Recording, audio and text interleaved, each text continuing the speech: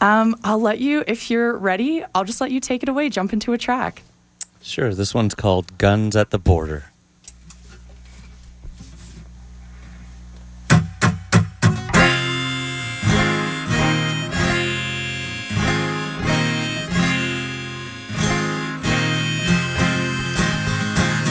What have you got when you got something to lose? And the world is changing. What have you got when you got something to prove? We're calling you out. You got a great big truck, some friends in the clan, and guns at the border. We've got a problem. We've got a problem. The media gives you an excuse not to trust them. The government and institutions too. They just don't care. So now you're radicalized by the hand that feeds your ignorance and privilege. The oligarchs mobilize their pawns. The world over, the cops have shown us whose side they're on. Again and again, and so it's left to us to protect ourselves and our communities. We've got a problem. We've got a problem. A fascist problem. Right now. Right now. Make no mistake, we the people have defeated the fascists before. Mark my words, we will beat them again. A better world's worth fighting for. So if you march with the enemy, carry seeds wherever you go, so that when you're dead in the dirt, something beautiful might grow. We've got a problem. We've got a problem. A fascist problem. Right now. Right now.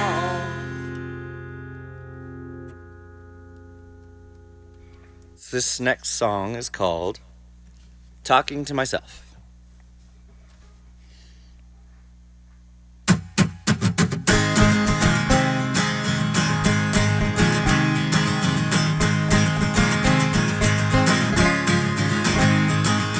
Knocked down in the street, talking to myself. They tell me I should listen to my body. I guess I'll take a rest right here where I lay. Officer, I'm not hurting anybody. And when I listen to those aches, they hardly to my bones. And when it's time to wait, I woke up in the dirt, bugs all in my mouth. Out here in the sun, my body's burning. I woke up in a flood, coming up for air. I've got to fill my chest, my body's yearning. And when I listen to those aches, they haunt to my bones. And when it's time to wake,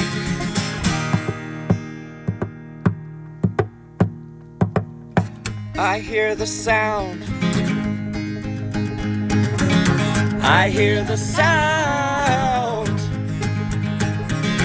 I hear the sound.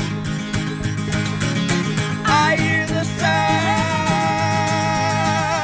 And when I listen to those aches, they haunt to my bones. And when it's time to wake, I'm coming home. I'm coming home. I'm coming home.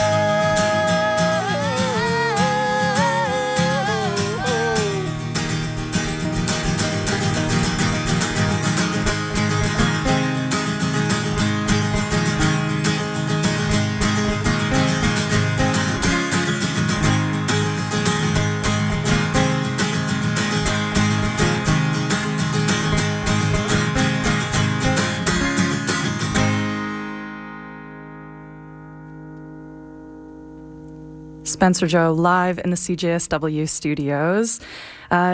Spencer, thank you so much for those first two tracks.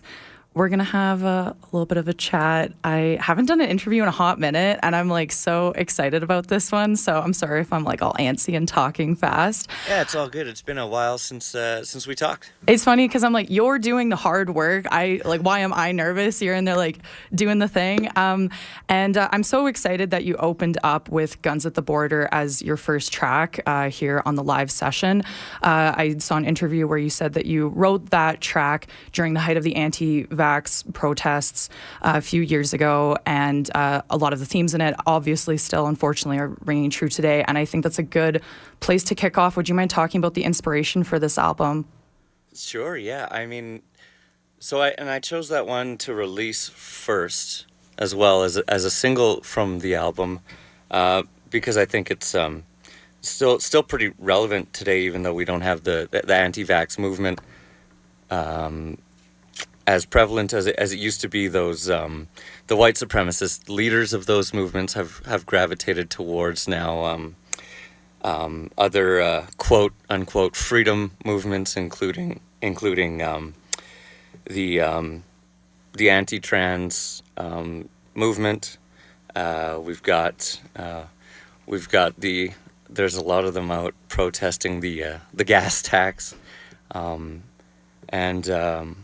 making a lot of trouble for my people, really. And my people are the queer community and other progressives. And so wanted to highlight with that song that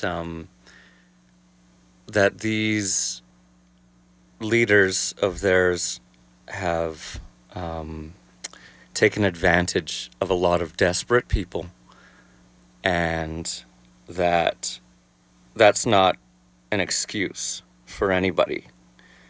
And so we've got some friends, and I won't say their names for legal reasons, but they kicked a Nazi in the chest at one of their shows last weekend in Vancouver, and I think that's a wonderful exemplification of the meaning of the song Guns at the Border.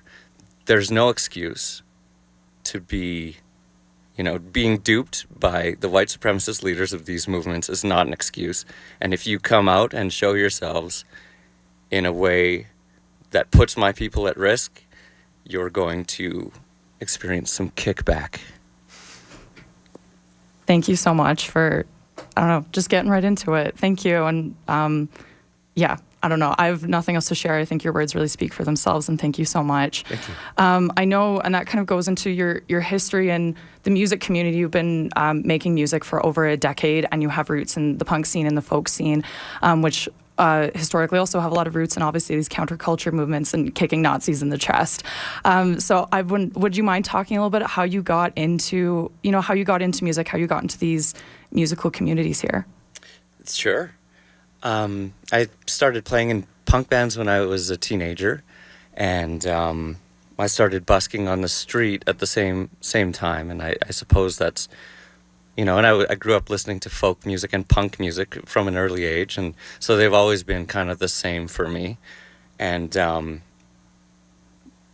like to say that when I'm on my own or accompanied with by friends like Francesca here, we're making folk music.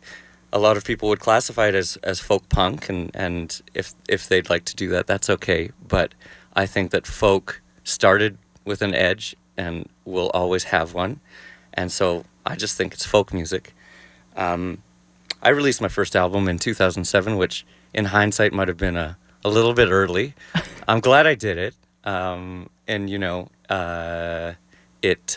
some of it holds up. I'll play a couple of those songs at the album release on Saturday at the Palomino.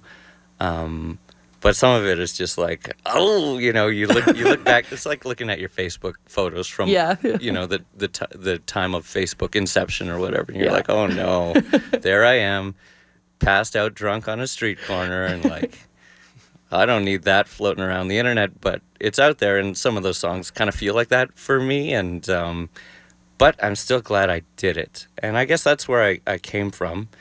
After I put on my first folk album, I continued to play in punk bands. I played in a band called Rum Runner. I played in a band called River Jacks, and that band sort of became the current incarnation of that band is Quit It. Mm-hmm. We kind of evolved from the River Jacks. So I've been playing punk music for as long as I've been playing folk music. Mm-hmm. That actually segues into a question I was going to ask a little bit later on, but it's like perfectly lined up. Do you have any advice for if there's a budding musician tuned in listening right now being like, I want to do that? What advice would you give them? Yeah, just do it. And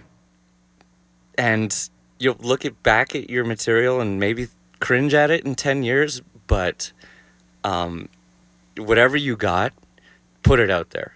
Go to the open mic and sing the songs. Share them with anyone who listen, and share them with people who don't want to listen. Just do it. Get on the street and get in people's faces with your art until it starts to make sense and it starts to click. That's the only way to do it. Put out the album. Do the show. You know what?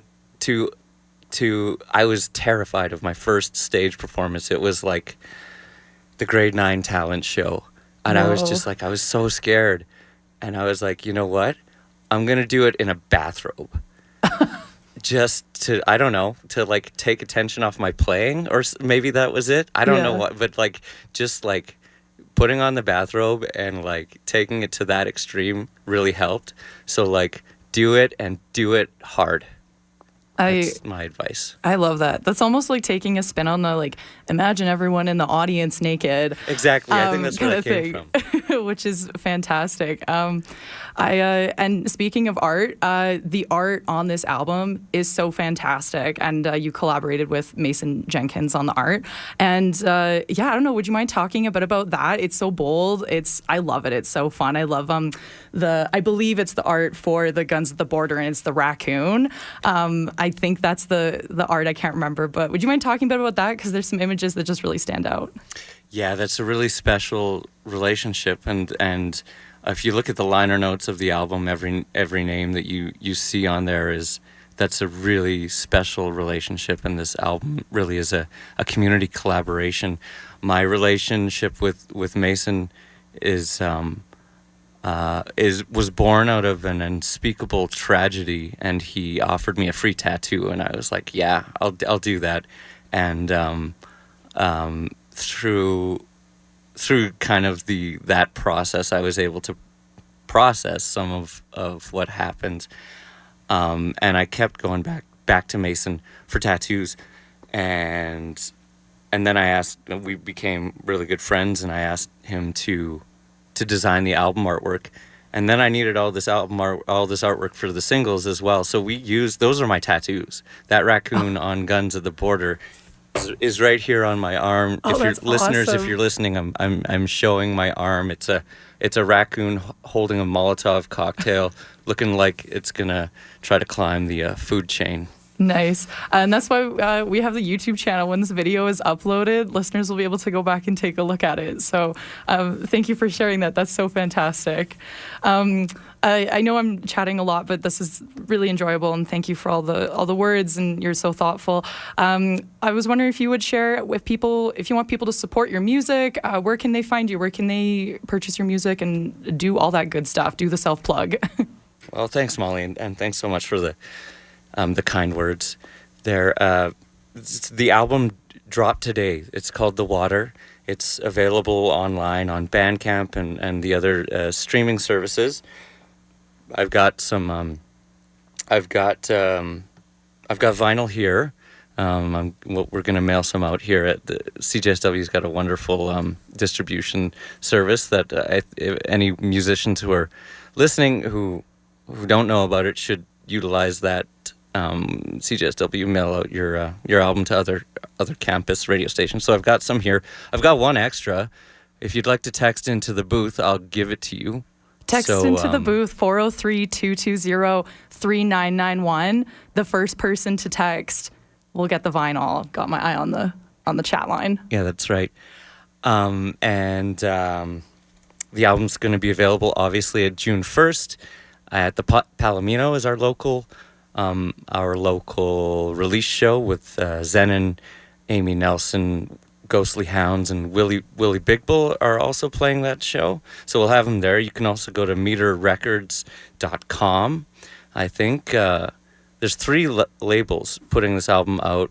Meter's got them on the store right now, but Moments Fest Records and Sawdust Records will have them available as well. So we're going to get them into stores too. So they're all over the place. And if you're in Drumheller, we're playing Heller Good Sandwiches tomorrow. If you're in Medicine Hat, we're playing Casa Amigos on Friday. And if you're in Edmonton, we're playing the Aviary on Sunday. So those are all places you can get the album as well. Awesome. I was going to close out with shouting out the release show at the Palomino, but you did the work for me. So thank you so much for joining. And if you wouldn't mind jumping into your final 2 songs, and then we can say goodbye and let you off and enjoy your Wednesday. Thanks, Molly. This next song is a Ghostly Hounds song.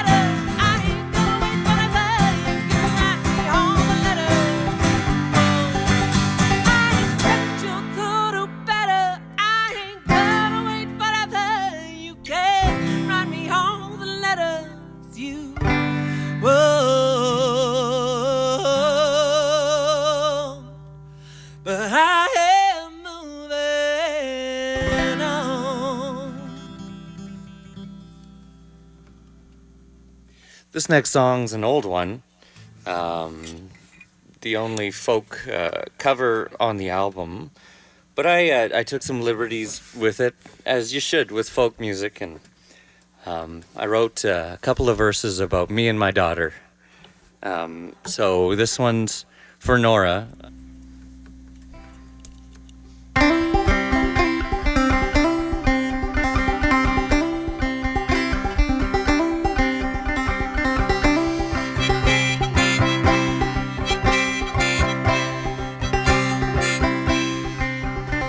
I wish I was a mole in the ground. Yes, I wish I was a mole in the ground. If I was a mole in the ground, I would root that mountain down. And I wish I was a mole in the ground.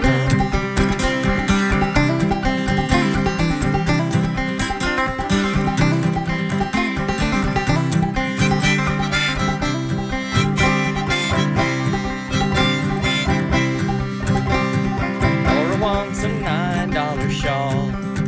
Yes, my Nora wants a $9 shawl.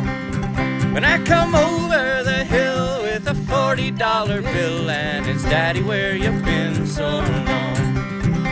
Well, I've been on the road so long. Yes, I've been on the road so long. I've been on the road with the rough and rowdy toads, and it's Daddy, where you been so long?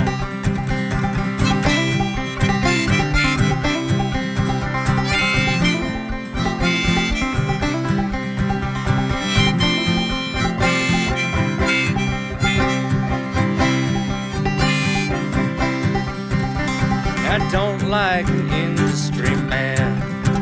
No, I don't like a music industry man. 'Cause an industry man, he'll kill you when he can, and he'll drink up your blood like wine. I wish I was a lizard in the spring. Yes, I wish I was a lizard in the spring. If I was a lizard in the spring, I would hear my darling sing, and I wish I was a lizard in the spring.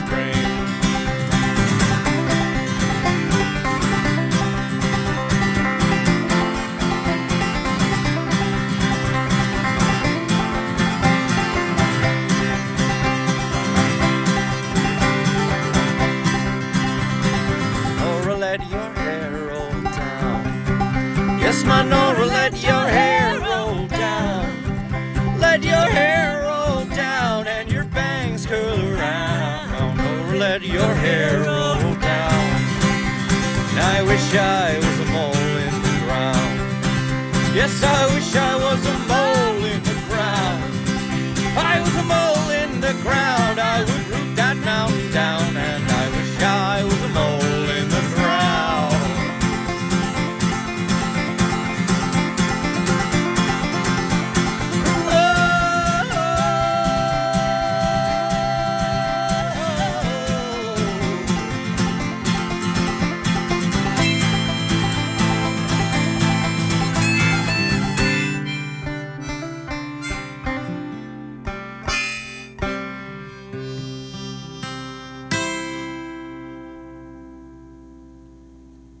That was Spencer Joe live here on Freeverse on CJSW 90.9 FM.